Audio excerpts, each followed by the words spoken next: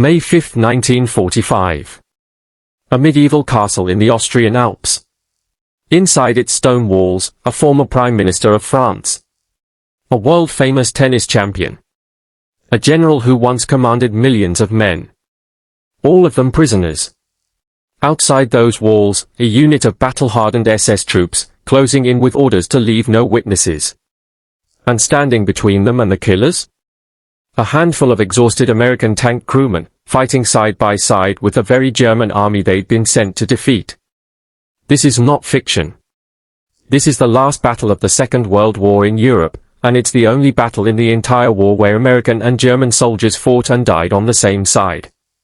By the end of this video, you'll understand how a crumbling castle in the Alps became the strangest, most improbable battlefield of the 20th century. Stick around, because the man who saved this castle isn't a name you'll find in most history books, and he deserves to be. To understand why this battle happened, you have to understand what Castle Itter actually was. Perched above a small Austrian village, Castle Itter had stood for nearly 1,000 years. But in 1943, the SS seized it for a very specific purpose. This wasn't a POW camp in the traditional sense, no barbed wire compounds, no mass barracks. Castle Itter was something rarer and more valuable, a prison for VIPs. High-value hostages the Nazi regime believed might be useful bargaining chips if the war turned against them. And by early 1945, the war had very much turned against them.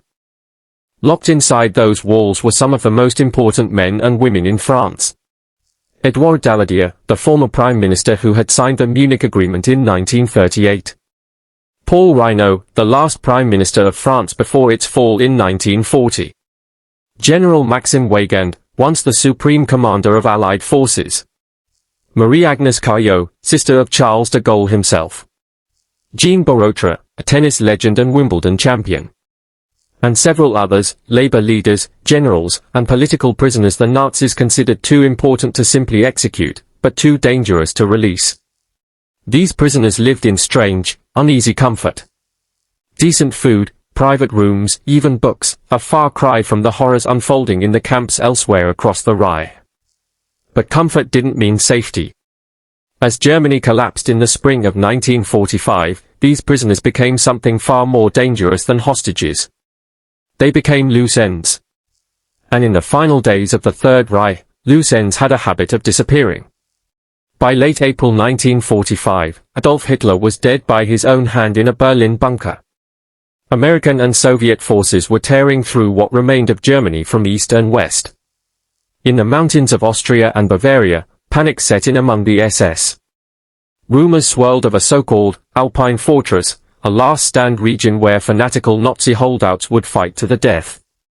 Whether that plan was ever truly organized is still debated by historians, but the fear of it was real, and it shaped decisions on the ground. Some SS commanders believed their VIP prisoners could still be useful, as hostages, as bargaining chips, or simply as witnesses who needed to be silenced before Allied forces arrived. At Castle Itter, the guards received chilling instructions: if American forces approached, the prisoners were to be executed. But something the SS hadn't planned for was happening all across the collapsing Reich. Ordinary German soldiers were beginning to switch sides. Not out of cowardice, but because many of them had seen enough. Enough death. Enough fanaticism. Enough of a war that was already lost being fought to the last drop of blood for no reason at all. One of those soldiers would become the unlikely hero of this story. His name was Josef Gangl. A Wehrmacht major, not SS, an important distinction. Gangl had fought on the Eastern Front and earned the Iron Cross for bravery. By 1945, stationed in the Austrian town of Wurgl near Castle Itter, Gangl had seen where this war was heading, and he'd made a decision most of his comrades hadn't dared to make. He began secretly working with the Austrian resistance. As Nazi authority crumbled around him, Gangl used his remaining influence to protect civilians from SS reprisals and to prevent last-minute massacres by die-hard fanatics. When he learned that the prisoners at Castle Itter were in mortal danger, and that the SS guards had already fled, leaving the castle almost undefended against the very SS units now hunting the prisoners down, Gangl made a choice that could have gotten him executed on the spot for treason. He decided to find the Americans. Driving through territory crawling with SS patrols, in a country where being caught helping the enemy meant a bullet or a rope, Gangl set out to make contact with the advancing US Army. It was a desperate gamble. If SS forces stopped him, there would be no trial. If the Americans didn't believe him, he might be shot as a spy on sight. He found them anyway. The American unit Gangl reached was a small detachment from the 23rd Tank Battalion, 12th Armored Division, led by Captain John Jack Lee. Lee was a hard-nosed, aggressive tank commander, exactly the kind of officer who, when told an enemy major wanted to switch sides and needed help defending a castle full of French VIPs from the SS, didn't hesitate long before saying yes. It's worth pausing here to appreciate how insane this moment actually was. An American captain, in the last days of the war, agreeing to march a tiny force deep into contested territory, on the word of a German officer he'd just met, to defend a castle he'd never seen, against an enemy that outnumbered him, to save prisoners he'd never heard of. Lee gathered what he had, a single Sherman tank nicknamed Besot and Jenny, a handful of American soldiers, and Gangl's small band of Wehrmacht defectors, men who just days earlier would have been trying to kill each other. Together, this patchwork force pushed toward Castle Itter. When they arrived, they found the situation was even worse than described. The SS guards were indeed gone. But so was any real defense. The French prisoners, statesmen, a general, a tennis champion, were sitting in a fortress with almost no way to protect themselves, while SS units were already mobilizing in the surrounding hills, determined to finish the job the fleeing guards hadn't. Captain Lee had walked his men into what was about to become a siege. What happened next inside Castle Itter's walls might be the single strangest scene of the entire Second World War. Captain Lee needed every able body he could get. So he armed the French prisoners themselves. Paul Reynaud, the former Prime Minister of France, picked up a rifle. General Maxime Weygand, once one of the most powerful military commanders in Europe, took up a defensive position. Jean Barotra, the tennis star who once dazzled crowds at Wimbledon, grabbed a weapon and prepared to fight for his life. Think about the sheer improbability of that lineup. American tankers, German army defectors under Major Gangl, and French politicians and a professional athlete, all manning the walls of a 1,000-year-old Austrian castle, waiting for an SS assault force to arrive. There was no time to overthink it. Lee positioned his single Sherman tank at the castle gate. Gangl organized defensive points around the walls, drawing on his combat experience from years on the Eastern Front.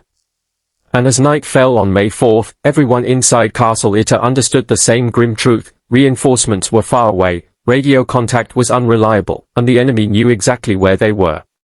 At dawn on May 5, 1945, the SS attacked. The assault came from a battalion-strength SS force, vastly outnumbering the defenders inside the castle. Machine gun fire raked the walls. Mortar rounds crashed into ancient stone that had stood since the Middle Ages. The Sherman tank, Besot and Jenny, opened fire on advancing SS troops before eventually being knocked out by a German anti-tank gun, leaving the defenders even more exposed. Inside the castle, the fighting became desperate and personal. This wasn't a battle fought at a distance with tanks and artillery. Much of it came down to rifle fire from the windows and walls of the castle itself, prisoners and soldiers of two different nations fighting elbow to elbow against a common enemy. Major Gangl, the Wehrmacht officer who had risked everything to defect and defend these people, moved through the fighting trying to protect the French prisoners, including, by some accounts, pulling former Prime Minister Paul Reynaud to safety during the heaviest fire. It would cost Gangl his life.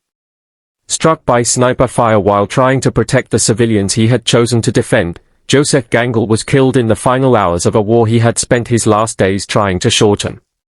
The defenders held on, but by mid-morning, ammunition was running low, and the SS showed no sign of retreating. It looked as though the defense of Castle Itter might collapse entirely, until help arrived from a direction nobody expected. Josef Gangl wasn't fighting to switch allegiance to America. He was fighting against the SS and the fanaticism that had dragged his country into ruin, a distinction that mattered deeply to the Austrian resistance movement he'd been secretly supporting.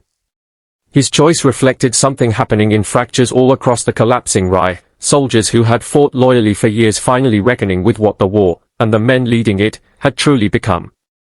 For Captain Jack Lee, Defending Castle Itter was simply an extension of the job: protect the innocent, use whatever resources are available, improvise under pressure.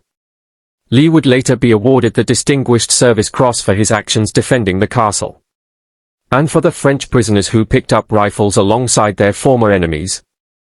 It was the final, almost surreal chapter of years spent as pawns in history's deadliest war, ending not in an execution cellar, as the SS intended, but in a desperate, improvised alliance that saved every single one of their lives. Josef Gangl is remembered today as a hero in the Austrian town of Wurgl, where a street bears his name and a memorial honors his sacrifice. He remains the only German soldier to receive a posthumous honor from the United States for actions during World War II, a small but powerful acknowledgement that in the chaos of history's greatest catastrophe, individual choices about right and wrong still mattered. The Battle of Castle Itter lasted less than a day.